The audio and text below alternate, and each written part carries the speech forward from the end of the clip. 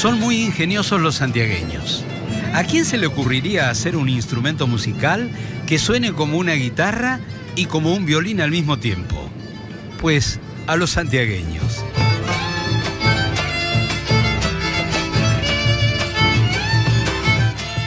Así se llama la sacha guitarra, que en quichua viene a significar algo así como guitarra del monte. Aquí está su creador, Elpidio Herrera, en Villa Atamisqui, demostrando y mostrándome sus virtudes junto a sus amigos. Y la sacha guitarra tiene hasta una versión eléctrica. Yo sospecho que todo eso tiene que ver con los genes de un pueblo que hizo de la música y de la danza un alimento tan necesario para vivir como el pan de todos los días.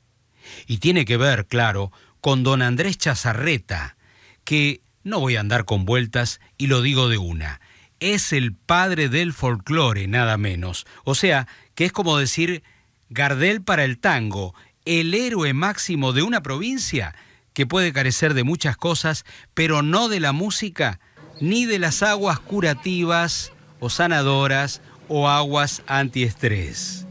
Por eso las termas de Río Hondo, con su dique frontal característico y su lago artificial que a veces parece un mar infinito, es uno de los principales centros de aguas termales del país y de los más antiguos.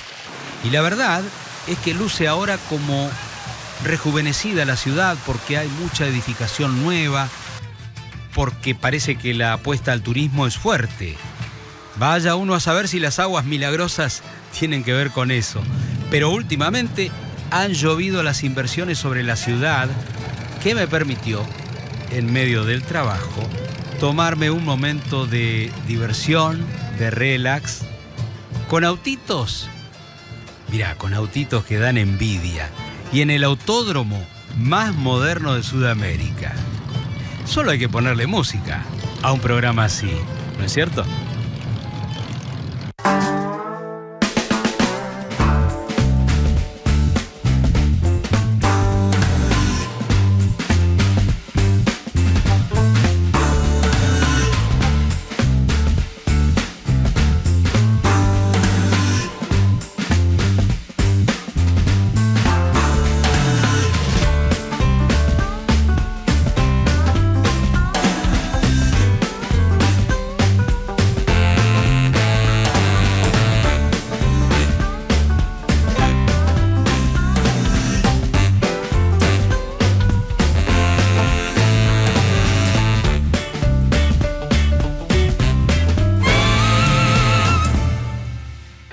Ustedes saben, conozco todo el país, por fortuna, y tengo muchísimas ganas de volver a explorar nuestras provincias y a reconquistar sus sabores, paisajes, personajes.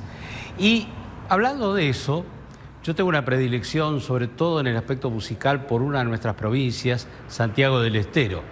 Te voy a contar algo para que te enganches. El mismísimo Walt Disney también quedó hechizado con la musicalidad santiagueña y utilizó en una de sus películas de dibujos animados, esas del Pato Donald, a uno de sus personajes en sus correrías, en sus andanzas, a Goofy o Tribilín, bailando chacareras.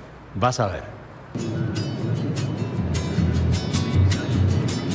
Con música de chacarera voy viajando desde Tucumán a Santiago del Estero.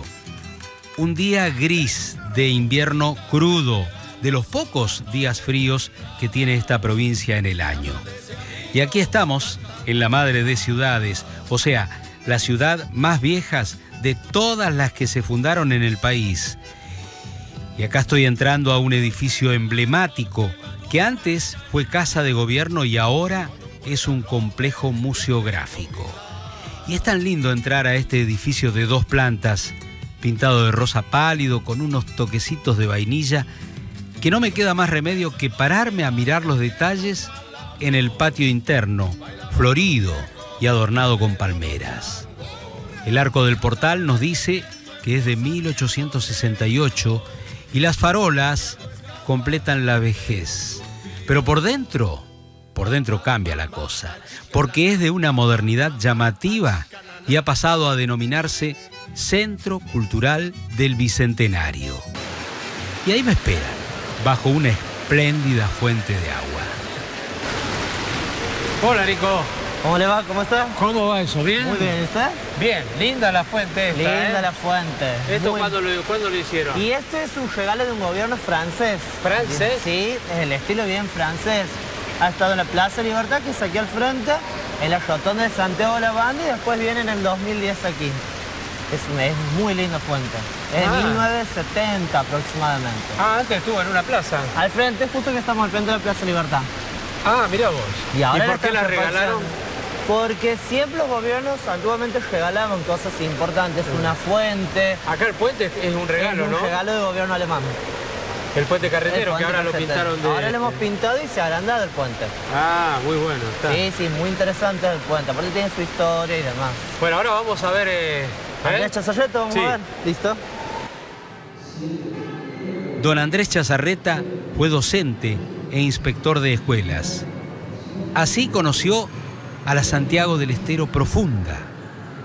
Fue a esos lugares donde el quichua era el idioma cotidiano y donde se bailaban danzas y se hacía una música desconocida para los salones de la ciudad. Y esta es la sala de Andrés Chazarreta, que es el precursor de aquí del folclore de Santiago del Estero. Él nace en 1876, 1960 muere. Y desde 1906 él se dedica al folclore en lleno. En realidad, él es investigador, es docente, tiene más de 30 años de docencia. Y aquí lo que puedes ver es un poco de su vida, de sus instrumentos personales de él. Viene el reloj, un disco, un mate, la billetera, credencial. Un pentagrama. Un pentagrama con la última melodía que él escribe, reconocimientos, un poncho. Ah, porque él aparece en la foto con este poncho. Claro, él aparece en la foto. Exactamente. Y ahí todos son elementos musicales de él. Bombos, flautas, guitarras, porque él era de oído, tocaba muchos instrumentos. El de oído aprende a tocar en los instrumentos. ¿De oído? De oído aprende él. De oído. Mira vos.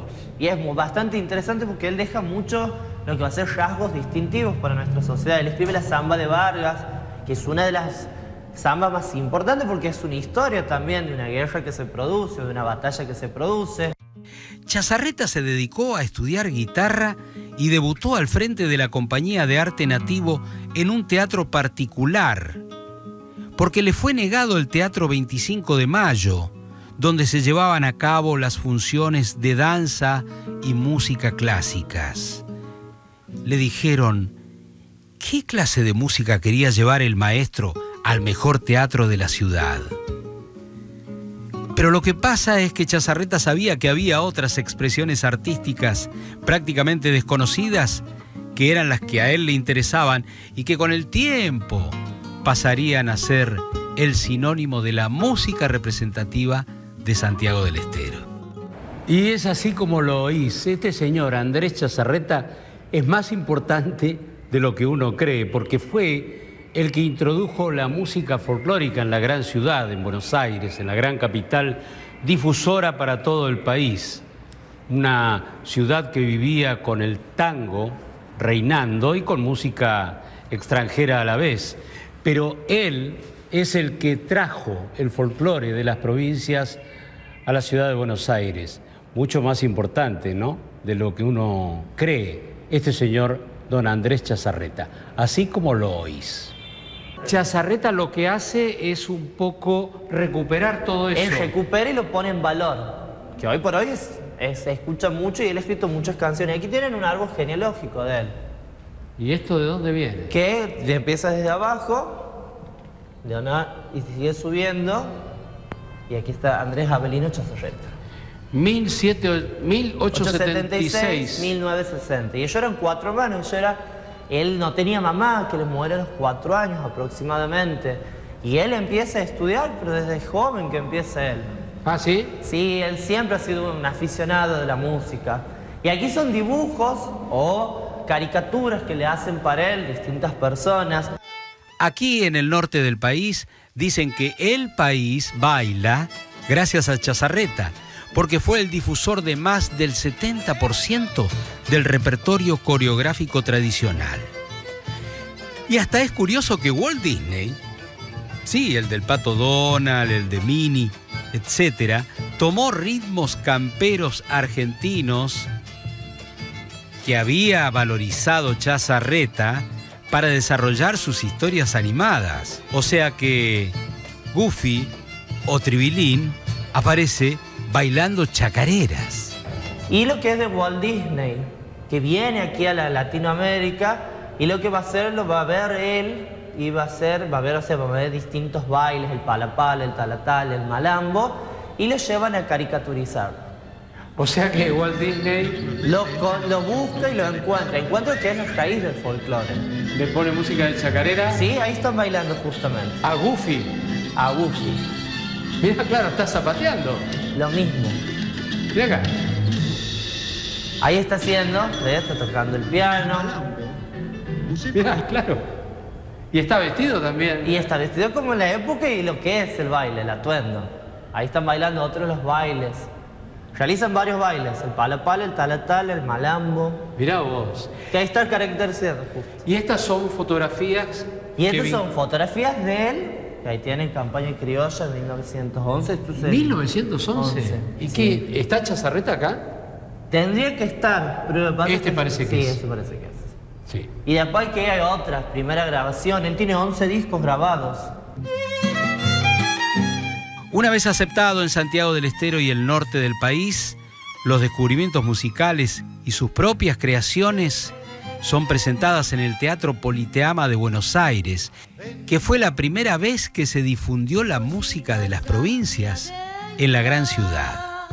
Y así fue que la música de Santiago se hizo conocida en todo el país. Los changos, sus vidalitas santiagueñas. Que hay para esa época es mucho. O sea, hay un reconocimiento muy amplio que hay. Aquí hay un óleo, ahí hay témperas sobre papel. Él tiene un reconocimiento. Ahora, ¿él qué hacía? ¿Él recuperaba? Él investigaba, recuperaba y los ponía en valor. Y también escribía. Y también escribía. Sí. ¿Y qué tenía profesión él? Docente. Él era docente. Docente, profesor. Sí. Mirá qué interesante, qué atractivo. Y allá lo que hay, ¿qué es? Y eso que está sobre vidrio, está atrás Y del esa es vidrio. parte de su casa, donde tenía las cosas. La guitarra de él tiene un modular donde tiene libros antiguos de él, su escritorio con su... Ah, esto sería la reproducción de Esos cómo era. son los muebles originales de él y se los reproduce. Ah. Pues su casa es aquí a 5 cuadras de aquí. Y ahora está todo esto en este museo. Está en el Centro Cultural hoy, en la parte de los museos, del Museo Histórico. Por la noche, mientras todavía resonaban los aires de las chacareras, que son la marca registrada de Santiago, fui hasta un templo de la danza, donde estaban ensayando unos bailarines antes de que llegaran los turistas. Aproveché para hablar con María Inés, que de bailar danza clásica y danzas españolas, pasó a ser profesora de danzas folclóricas. Yo creo que la chacarera, además de lo que la describen los historiadores, los compositores, de que es una danza, una música alegre, vivaz, festiva, yo creo que la chacarera aquí, a nosotros los santiagueños, nos motiva, nos moviliza. Es algo que realmente la sentimos, es un sentimiento muy especial. La coreografía, lógicamente que las danzas son la expresión visible de la música. Si la música está correctamente marcada con los tiempos esos musicales, nosotros a la chacarera la vamos a marcar de esa misma manera. Claro. ¿No? La chacarera, el varón persigue permanentemente a la mujer. En toda la chacarera y las demás danzas. Es el cortejo que el varón hace, se esmera en los zapateos para conquistarla hasta que finalmente en la coronación logra el fin, ¿no? Pero igual que el resto de danza, nada más que la chacarera tiene variantes. Tenemos chacareras simples, chacareras dobles, chacarera trunca, chacarera encadenada, donde Sí. las coplas se encadenan. O sea que la chacarera, sea cualquiera de ellas, es muy sentida y por nosotros sobre todo, pero yo observo que el resto del país también la siente, porque si suben aquí artistas de otras regiones,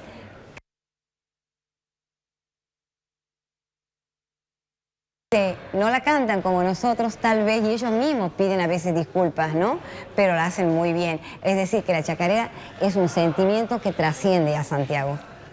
María Inés dice que en su taller se han recreado más de 140 danzas folclóricas, aunque uno cree que tal cantidad no existía o que estaban en algún lado invisibles. O no quiero decir sepultadas, pero sí olvidadas. Y en ese rescate se han hecho este rescate que te digo, no en un año, en mucho tiempo, pero la remesura, los aires, los amores, el remedio tamisqueño, el remedio, la cortejada, la media caña, por citar el marote, por citar algunas. ¿Y algunas veces fueron desalentadas esas expresiones así artísticas? No, son muy bien recibidas, porque es como que siempre hay alguien que alguna vez, aunque sea en el colegio, las bailó. Y bueno, es como estar reviviendo algo que alguna vez lo ha sentido o lo ha visto. ¿De dónde viene esa pasión de los santiagueños por el canto, por la música? No te lo sabría decir. Yo creo que el santiagueño desde que nace, a lo mejor la tierra, a lo mejor nosotros no tenemos, como decía el doctor Faro, mi tierra no tiene oros, ni trigales, ni ganado, ni tampoco verdes prados, ni otros signos de riqueza, pero tiene por grandeza el alma que Dios le ha dado. Yo creo que está el sentimiento, en el alma del santiagueño están todas las expresiones folclóricas. Ah, sí, sí. Me parece que es todas, te digo todas, ¿por qué? Porque el folclore no es únicamente la danza, la música o el canto. El folclore está, para mí, hoy está sostenido, prácticamente sostenido totalmente el folclore en la artesanía, en esas colchas que todavía aquellas mujeres que siguen tejiendo en telares criollos, en la cestería, en las comidas regionales, claro, en algunas costumbres, que son costumbres como ser el tomar el mate tomado con bombilla, en esas costumbres que hemos ido recibiendo a través de generaciones. Pero en no, el habla quichua, que en algunos lugares todavía hay quichua hablantes, y hay algunos que sí se han formado en la universidad, pero quichuas hablantes todavía existen en Santiago.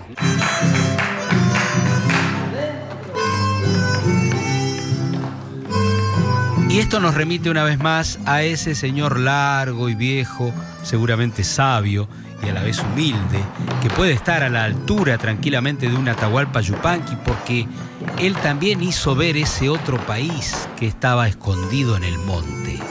No por nada, el 29 de mayo, día de su nacimiento, también se celebra el Día del Folclorista.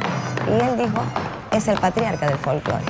Y bueno, el patriarca sí es el patriarca del folclore, porque con él es el primero en hacer una tarea realmente encomiable, una tarea que hay que recordarla, porque lo que habrá sido en esa época, él como inspector de escuelas, ir al campo, inspeccionar y de paso recoger esa música ancestral, esa música que le cantaban los pobladores de los lugares que él visitaba. Claro, él iba a un rancho en el monte. Un rancho en el monte y recogía y los veía bailar.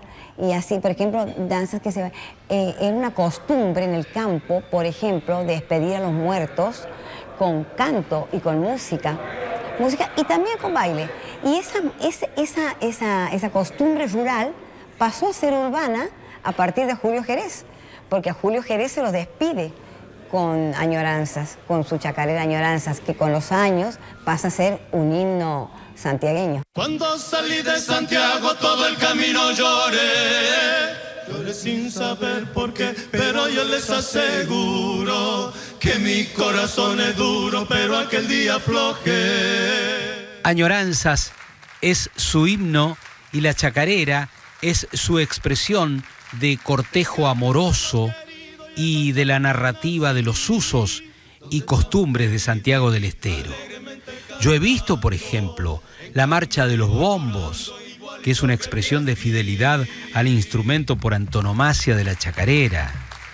He visto en la capital de Santiago y enfrente, cruzando el río, en la banda, a 4.000 personas tocando sus bombos por las calles durante un día entero. Bombos legüeros, bombos enormes, bombos grandes y chicos.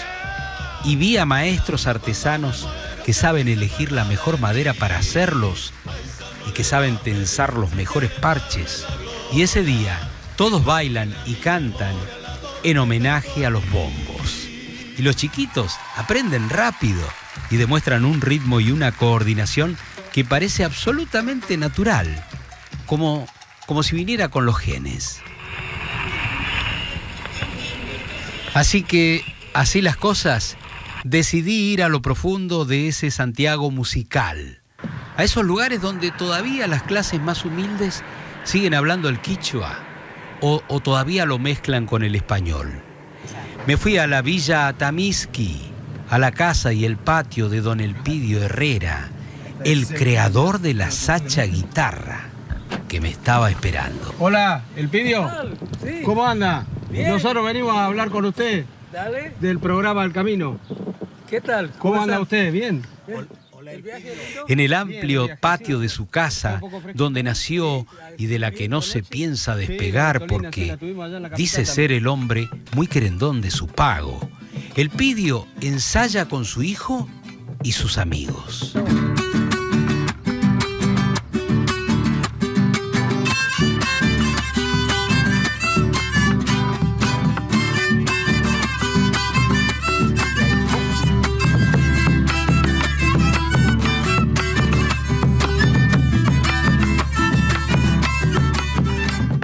¿Por qué es importante Elpidio Herrera? Porque es un talentoso creador. Un día se cruzó con los viejos santiagueños notables, como don Sixto Palavecino, y siendo él muy joven, quedó impactado al ver cómo ellos defendían la música de su tierra, la música ancestral, y se dijo, ¿y yo qué puedo aportar? Y entonces pensó en los abuelos de Atamisqui y en las cosas que les había visto hacer. Ahí fue donde empezó todo. Ellos encordaban un palo cualquiera con lo que sea, no sé cómo lo harían, y le llamaban caspi guitarra, guitarra de palo. Y bueno, se expresaban así. ¿Tocaban? Sí. Y bueno, yo a manera de arrimar algo, de colaborar con algo, hago una de esas, pero a mi manera. Pues nunca habías visto No, una. nunca había visto. Y cuando les presento, ellos, yo con mucha vergüenza todavía, ¿no? Sí. Y temor y todo. Pero al ver la aceptación de ellos, creo que en ese momento han creado un compromiso. Y bueno, después de eso, ya como que uno queda enamorado de ese nuevo camino y a buscar, se dijo. Claro, a inventar algo. Sí. Bueno, primero eran casualidades que te llegaba, por ejemplo, una primera calabaza que me arriman justamente pensando en que yo podría hacer algo. Y bueno, ya tenía caja de resonancia, mi caspi guitarra.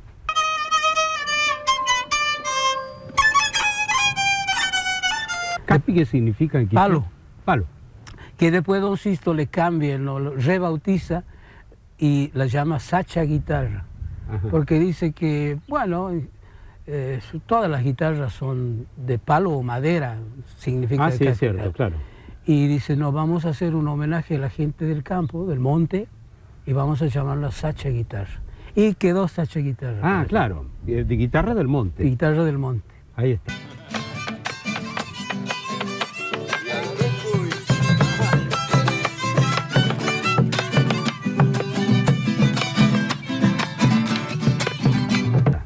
Y bueno, primero sonaba de una manera rasgada, pero después, al ir buscando nuevos matices, nuevas formas, llegamos a esto.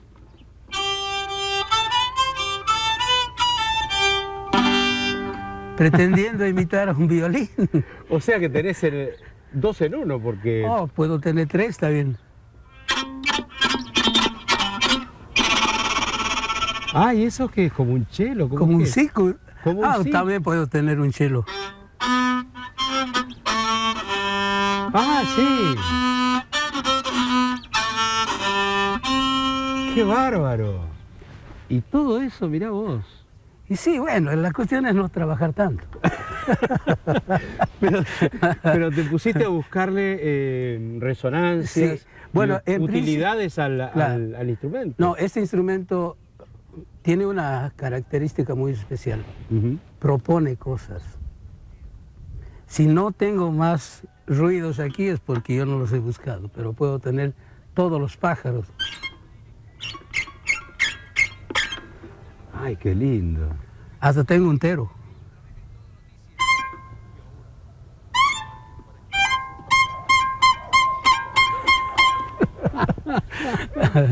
Es como una caja mágica lo que Y tenés. sí, es mágico, porque transporta a Transporte. un mundo, Sí. tal vez sea personal, pero un mundo diferente. Elpidio era profesor de física y matemáticas, y el instrumento que ha inventado no es un simple rapto de inspiración, sino que tiene que ver con su formación. No es un improvisado. Su instrumento tiene capacidades, al parecer, ilimitadas. De todas maneras, a uno lo deja perplejo encontrarse con algo así. Y esto es verdaderamente una cosa mágica, porque tener en un instrumento, sacarle tantas posibilidades, y sobre todo a un instrumento tan humilde como vendría a ser una sacha guitarra, una guitarra de campo, ¿no? Eso es lo que resulta mágico. Y yo creo que también resulta o le da cierto aporte el ambiente en que vivimos, ¿no? Sí. ¿Por qué pájaros?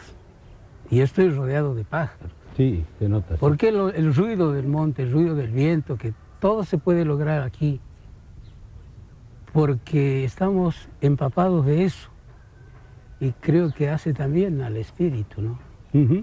Bueno, en definitiva, uno también, como los grandes poetas o como los músicos, reproducen lo que ven y lo que sienten y lo que escuchan en el lugar donde están, ¿no? Sí. Es un poco eso. Así es. Por otro lado, nosotros no tenemos mucho paisaje, así que hay que imaginar también. Ah, claro. Y lo hacen muy bien, por cierto. Dicen Claro. que son muy buenos músicos los santiagueños, ¿no? Sí, hay buenos músicos. Sí. Yo soy sacherito nomás.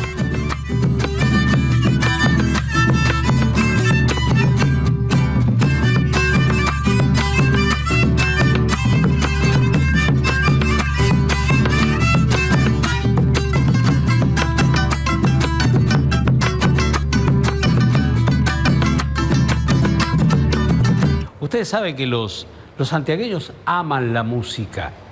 Y yo me puse a pensar, y tal vez sea por la influencia de San Francisco Solano, que cuenta la historia, que iba evangelizando a los pueblos originarios tocando magistralmente el violín de una manera muy seductora. Y tuvo mucho que ver y vivió mucho tiempo haciendo estos menesteres en la provincia de Santiago del Estero. Será por eso, digo, que los santiagueños, allí cualquiera, en lo más profundo del monte, empiezan a emitir sonidos encantadores, magistrales, y con instrumentos caseritos. Si no, mirá la historia de don Elpidio Herrera. Elpidio, el inventor de la guitarra del monte, de la sacha guitarra, tiene un pequeño museo en su casa de Atamisqui, donde están sus recuerdos más queridos. Un poco de historia de la sacha guitarra y algunas cosas que tienen que ver con ella. Uy, mirá, tenés todo un gran museo acá, ¿eh? Y bueno, Cuadros, notas, fotografías. hay un acordeón, una vieja vitrola. Mirá vos, esa se le da vuelta, ¿no? Funciona todavía. ¿Sí? Sí. Y un violín. Y un violín que supuestamente ha sido de alguno de mis parientes. Ah, sí. Y me lo han traído porque consideraban que debía estar aquí. Tenés fotos con todo el mundo. Ah, mirá, este es... León Gieco. León Gieco. León, Don Sisto, Peteco, mi hermano el Bebe, Rubén Palavecino, el hijo de Don Sisto, ¿Y vos? Y el Pidio jovencito. Sí. ¿Qué estaban haciendo ahí? El trabajo de Ushuaia a La Quiaca. Pasó por acá y estuvo con vos, sí. Claro. Estas son de las primeras, pero la primera es esto. ¿Esta? Estas las que querían de alguna manera ser las caspi guitarras que nos contaban nuestros viejos. Las caspi guitarras. Claro, la guitarra de palo. Exactamente, la guitarra de palo. ¿Y estas son? Estas son las primeras. ¿Esto es lo primero que hiciste? Claro, con esto impresiono a la gente del alero quichua y me llevan a grabar, a participar en la grabación de un disco. Y para mí ha sido, creo que, muy bueno.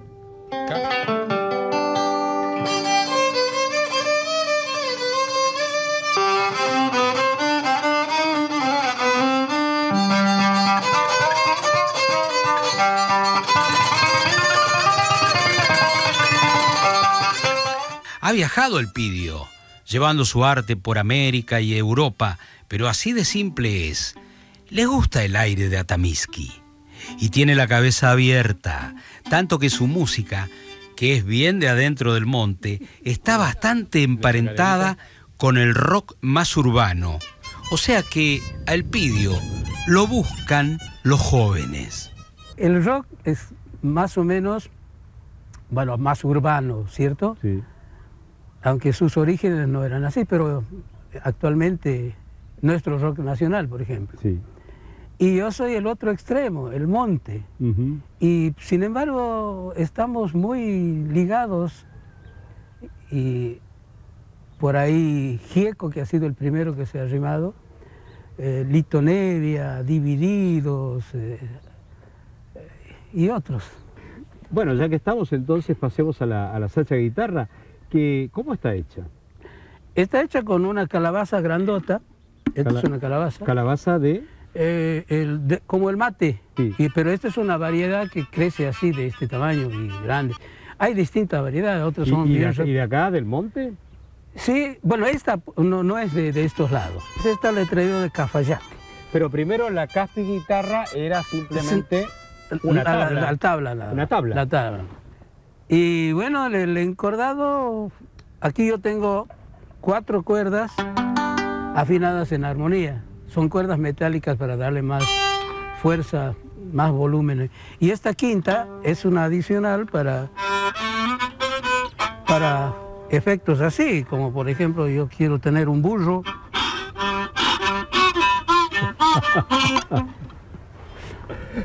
Salen, cualquier cosa parece que sale de allí, es una maravilla. Claro, y después le agregaste entonces este arquito. El arco. Sí, que primero lo tocaba aquí, pero me sonaba así, muy poco y muy chillón, como un gato pisado en la cola, más o menos. Y hasta que por fin descubro de que se debe tocar muy cerca del puente, donde la tensión de cuerda es distinta, más fuerte, más ¿no? fuerte, sí. Más intensa. Sí. Y entonces le hiciste un orificio ahí. Y claro, tenía que mutarla. Claro, para que tenga resonancia. Y lo mismo que en este, porque aquí tampoco anda. ¿Y hay diferencia entre el agujero de arriba con este de abajo? ¿La cuerda le dan la diferencia? Sí, la sección de cuerda. Claro. El diámetro, vamos a decir, para entenderlo mejor. El Pidio es un grande de la música. Él rescató, como don Andrés Chazarreta mucho antes, claro, el legado de sus mayores, de sus ancestros. Y con una humilde sacha guitarra nos hizo descubrir un mundo oculto al que le agregó su impronta e inventiva. Tiene larga vida la chacarera, en manos como las del Pidio Herrera.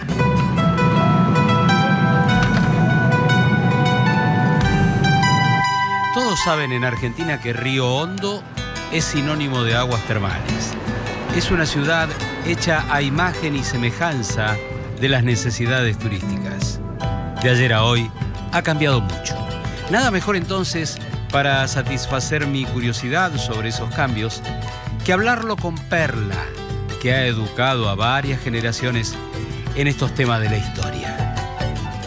Porque el caso es que ni siquiera estaba ese lago espléndido que tenemos de fondo cuando algunos científicos avispados descubrieron que algo bueno había en esas aguas que brotaban calientes de abajo de la tierra. El vapor de las aguas en invierno se veían como fumarolas perdidas en medio del campo, en medio del monte, salía el vapor de agua. Todos estos, no había hoteles, no había pensiones, de manera que la gente que venía por razones de salud, porque los primeros turistas fueron enfermos. Era 1886.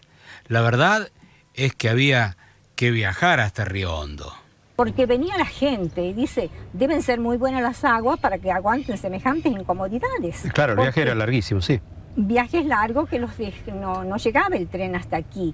Llegaba hasta zonas intermedias que tenían servicio de mensajería y de ahí venían en diligencia para acá. Pero se encontraban que no había hoteles, así que se tenían que hospedar en rancho o en carpas que ellos traían. Dice Perla que el primer hotel se edificó en 1901. Las aguas de Río Hondo empezaban a ser conocidas, agua que fluía en vertientes.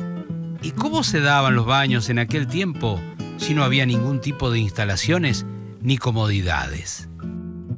A donde burbujeaba el agua, se cavaba un pozo de 1 metro de diámetro por 1 metro de profundidad y ahí se metía la gente a tomar el baño. Hacía una piletita. Hacía como una pileta.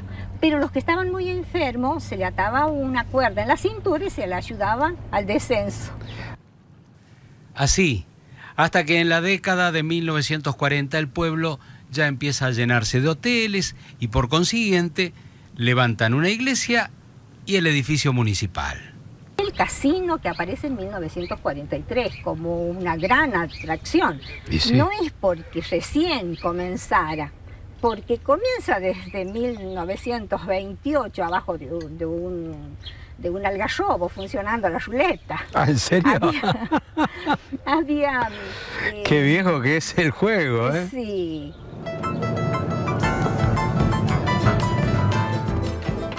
Navegar en el lago del embalse está bueno para comprobar las enormes dimensiones de ese espejo de agua artificial. El dique frontal tiene casi 4 kilómetros de largo y es un dique nivelador que está hecho para controlar los desbordes del río Salí o Dulce. Está en funcionamiento desde 1967 y para hacerlo se inundaron unas 33.000 hectáreas.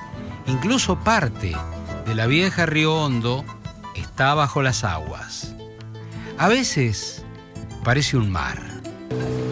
Son unos 20 kilómetros a la redonda de agua en todas las direcciones y funciona además el embalse como usina hidroeléctrica.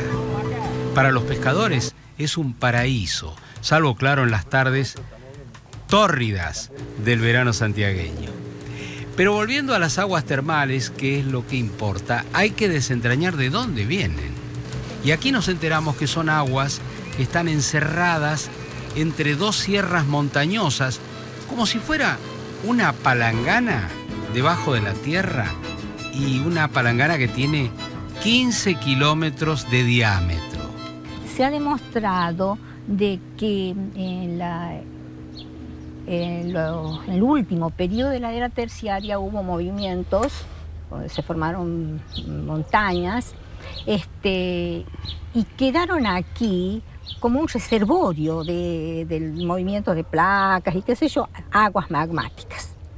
Quedaron encerradas. Quedaron encerradas. Pero después, porque se sigue estudiando, por supuesto, investigando, se dice que son aguas meteóricas, porque nosotros estamos ubicados entre los cerros de Tucumán, sí, y las sierras de Guasayán en territorio santiagueño, ya, que serían las últimas estribaciones de la sierra subandina. Lo demás es bien conocido. Aguas repletas de minerales que en Río Hondo están por todos lados. En cada canilla que uno abre, Hay agua termal. En cada ducha, lo mismo. Si hasta riegan las plantas, que ya se han acostumbrado. Y bien calentita que sale, claro, a unos 50 o hasta 60 grados. Reuma, artrosis, artritis, psoriasis, para todo eso es bueno. Eso ya se sabe.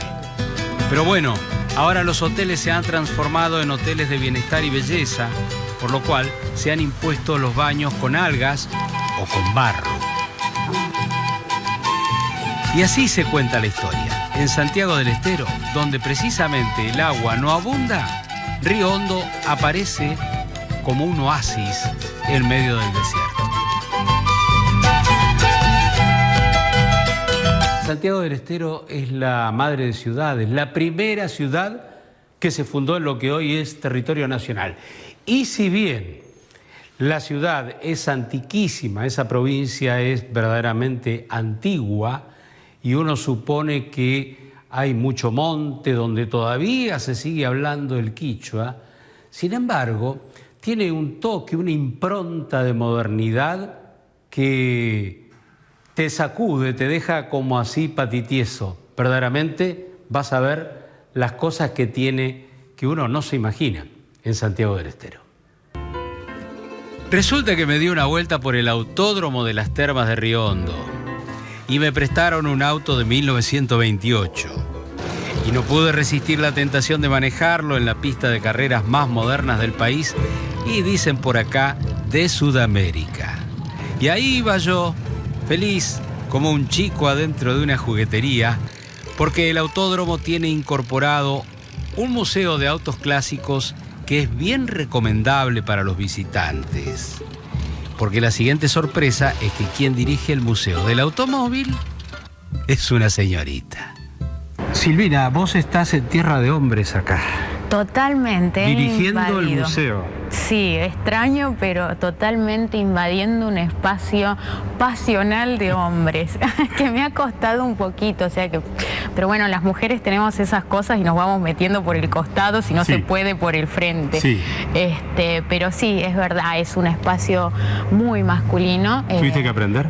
Muchísimo, muchísimo, Mario, porque como justamente los hombres tienen esa pasión que hace que naturalmente fluya todo lo que ellos saben, toda esa información, todo ese conocimiento acerca de los autos en especial, hace que, bueno, que uno escuche, y yo la verdad que de escucharlos hablar he aprendido mucho. Silvina ya está empapada de ese mundo inexplicable de pasión por fierros, ruedas, motores. Pero ocurre que, según se vea, para los que nos gusta este ámbito, es algo así como observar cuadros. Por ejemplo, ¿cómo no caer rendido frente a un ejemplar como ese de Lash? Si es un auto que en sí mismo es una historia, llena de glamour y de recuerdos, y es además una belleza tanto en las líneas interiores como en las exteriores. Pero es interesante saber cómo Silvina entabló su relación con los visitantes varones. Pero al principio, ¿cómo te veía? Medio bicho raro, ¿no? Y totalmente, porque también ha sido un cambio para ellos, porque de momentos tener que hacer una reunión donde se tratan temas de vehículos y era como que vos callate porque como que vos no sabés nada.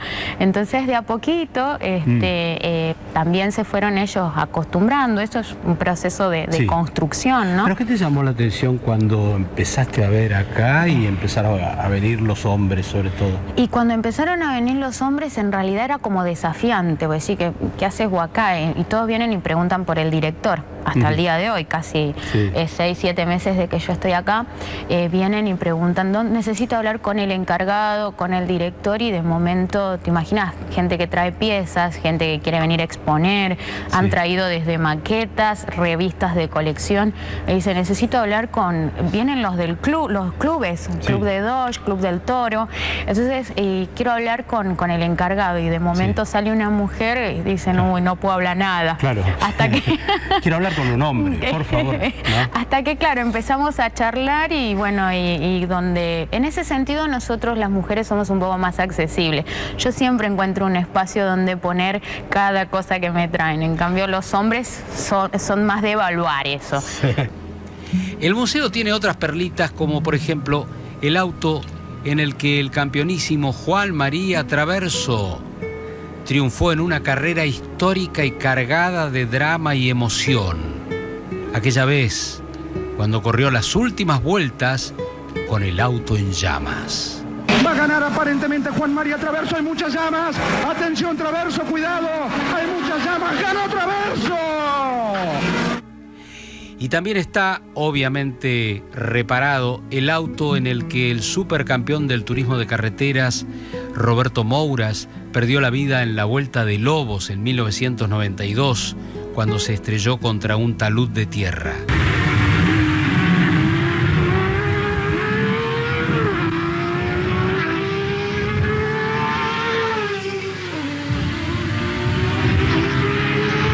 Todas estas cosas interesan de una manera, yo diría, enfermiza a cierta gente, entre las cuales me incluyo. Pero ¿y qué te llamó la atención que hacían, por ejemplo, la gente que venía acá? Te cuento que en la primer carrera que nos tocó estar, que fue la carrera del TC, que es la más importante, nosotros tenemos cerrado al público por la cuestión de la puerta. Entonces los que nos visitan son los de las escuderías, sí. Los técnicos, los pilotos, la gente que lo acompaña. Entonces yo entré un día y empiezo a ver que estaban todos acostados en el piso. Digo, ¿qué es esto? ¿Qué es esto? ¿Cómo? Boca abajo o de costado, mirando la parte de abajo de los autos. Entonces yo me acerqué a un señor, a un muchacho jovencito, y le dije, por favor, no puedes estar así dentro del museo. Y me dice, uy, disculpame, me dice, vos no sabés lo que me pasó con el del gurí. Sí. Y estaban todos ahí metidos. El Torino lo miran por todos lados. A ver qué diablos tiene abajo, loco. Claro, qué es lo que tiene, la estructura, qué es lo que se ve mecánicamente desde abajo. Y me decía, pero disculpa, no es que lo hacemos, pero era como un imán. Después en el Super TC fue igual, en todas las competencias, los mismos las motos. Así son de locos los hombres, ¿eh? Sí. Hay también un reluciente Fórmula 1 original, el Renault Benetton, que corrió el francés Jean Alesi en 1996 y que es una tentación para todos. Sí, siempre hay gente que se quiere subir al auto, siempre. Del Fórmula 1 he bajado a varios, de eso que El de Jean Alesi. ¿Ah, sí? El de sí, pobre, el Fórmula 1 es la víctima por excelencia. Claro, porque todos quieren. Todos, ¿te imaginas? Es un Fórmula 1 original que además ha girado en el circuito. Entonces claro. Está como la mayoría de todos nuestros autos y motos están todos en funcionamiento. ¿Y lo agarraste en el momento que ya estaba ya tenía una pierna adentro. No. Sí, encima... Le sacaste el sueño de su vida. ¿Quién sabe? El museo es un lujo y es súper moderno, muy al estilo de los mejores museos de los autódromos europeos. ¿A las mujeres qué les llama la atención? A las mujeres en realidad les llama la atención, por ejemplo, el Jaguar, lo miran, sí, son paquetas. Estéticamente, sí. Claro. El Porsche son los que más les llaman la atención, y por supuesto el Delage. El Delage es... Siempre los más baratos, ¿eh? Siempre, nosotros... Siempre eligen los más baratos. Yo siempre pido para mi museo los más caros. El Delage, sí, es la estrella.